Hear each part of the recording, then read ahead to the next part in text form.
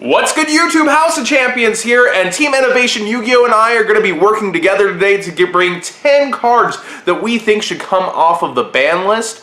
And I always look for positivity in other Yugi tubers, and Innovation YGO really doesn't have much negativity towards the game and usually has a positive outlook, and so I'm really happy to be doing this with him today.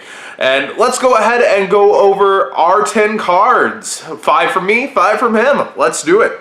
I really think that Shadows have lost their boss monster in Construct, and so many people say Construct is bae. Construct indeed deserves to come back. She is very busted, but at 1 is a resource that is so able to be overcome and then not really brought back except by Falco, so you can't really resummon her and abuse her effect that's going to let you send from the deck. And I think overall her Catastor-like mechanic is very, very good.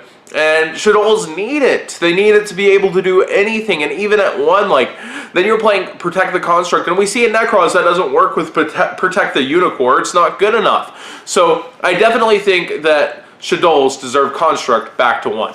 Alright guys, time to bring you guys my 5 cards I want to bring back from the ban list. So a lot of these cards might seem obscure to some, but a lot of these cards I feel should come off the ban list and aren't that really powerful anymore. Starting off with number 1, STRATOS. STRATOS is an important card to the hero's archetype. STRATOS is a card hero players have been dying for ever since the release of the structure deck when we got Dark Law in the United States. And it's a card that we have not received, and I don't understand why. A lot of people are making an argument heroes would be so fucking broken if we got STRATOS back, and OCG has proved even with the help of STRATOS, heroes are not that great, especially in today's meta where we have things like Cosmos, Monarchs, and etc. I just feel like hero players deserve STRATOS because we can use that one hero fusion guy that when he kills a guy to draw a card, and it'll add a lot more consistency to our deck. I think Exciton Knight should be put to 1, and here's why. Exciton Knight is not hard at all to bring out. It's a 4 overlay. Many decks can abuse that, but many decks in this format abuse traps. Draco Pals have the Strike Engine. Magispectors have their traps, of course. Cosmo Demise has infinite traps to be able to deal with it. And even then, when you destroy their resources spawn other resources. Same with Burning Abyss. So I realistically think that Exciton Knight is something that should be allowed to come back at 1. I do not think that with the resources viable to almost every deck in this format that it is unhealthy for the game. And of course Demise decks have to throw up everything on the table so they can't abuse it either.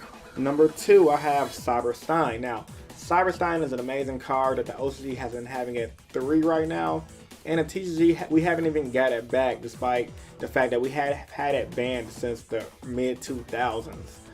You pay 5,000, bring back you spell some of the fusion monster out of the deck, which is a great effect, and a lot of the OCG players usually bring out Notorious Exterior, which is an amazing card. But the fact of the matter, if you pay that 5,000 and you get your ass effect value, you're gonna lose the duel. So it's one of those cards that with a risk might not outweigh the reward. If your opponent has a card out that card, they just paid a whopping 5,000 and they're gonna lose.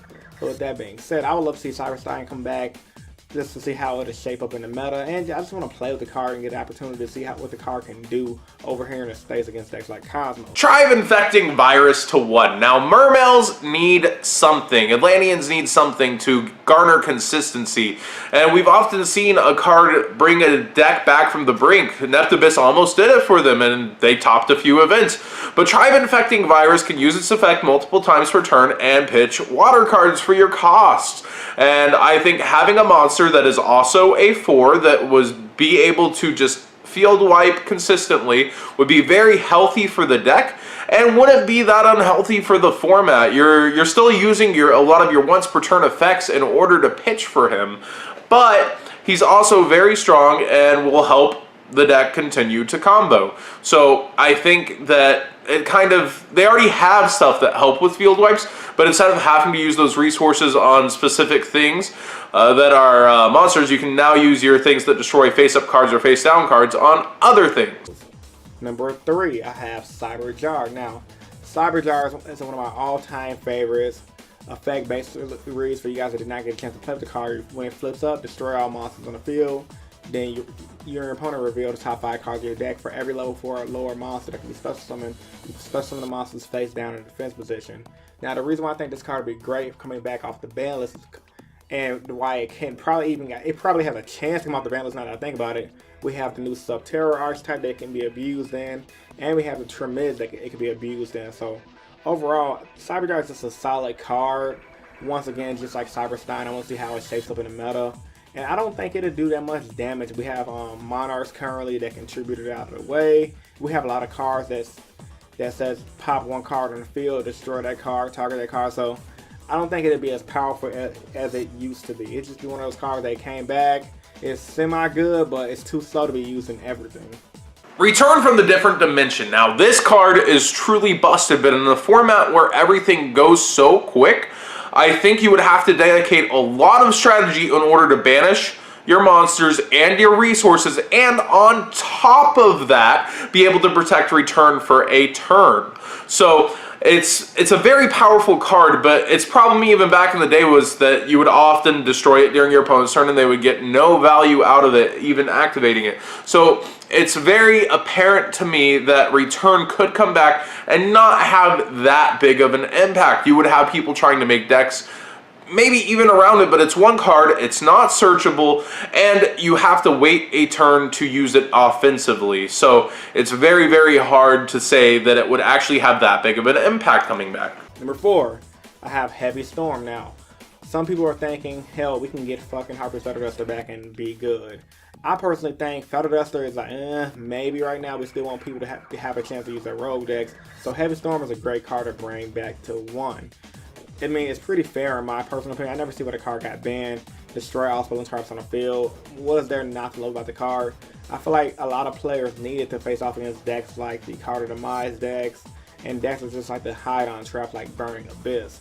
I feel like Heavy Storm would be safe for the meta, and ultimately it won't do much because let's say OCG. I think they have Heavy Storm or they have Harpy. No, they don't have Heavy. They have Harpy Starter Duster, and the card is doing shit over there. So I can just imagine what Heavy Storm is. Now here's the big one that people may, John, what are you doing towards me? Plushfire to 3. Now, Damage Juggler was the true problem in combination with Plushfire. When you brought it out with Plushfire, you would often see that Damage Juggler would, garner more resources after the overlay. Now you only get Trick Clown, which means you have to commit to the field. And you also have to spend life points to do so. And I think at 1, it would have no impact. At 2, you can finally luster it if you don't draw both together. But at 3, you're clogging your deck with it. And it can only get you certain things like Trick Clown. And without Damage Juggler to regain your resources, I think it's perfectly healthy and a fine searcher and a fine card. I don't think anything else really would combo with it. Like, your Wavering Eyes is gone too. Everything that helped it become a problem is gone.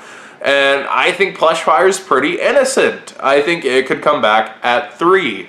And last but not least, I have Wind Up Zenmaity because Zenmaity is a card that it was banned for a reason, similar to the fashion that Plants got hit in, at the start of the XYZ format. Konami didn't want an old deck to continue doing good.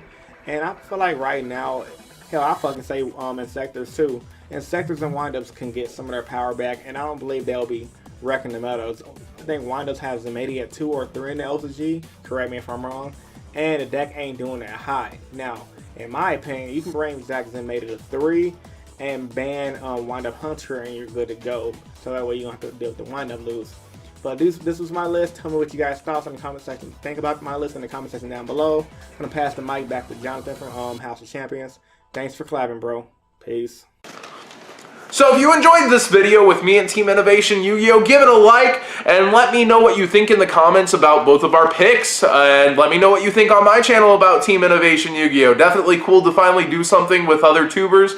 You're going to see me doing this a lot more with other guys, so be sure to continue and check it out.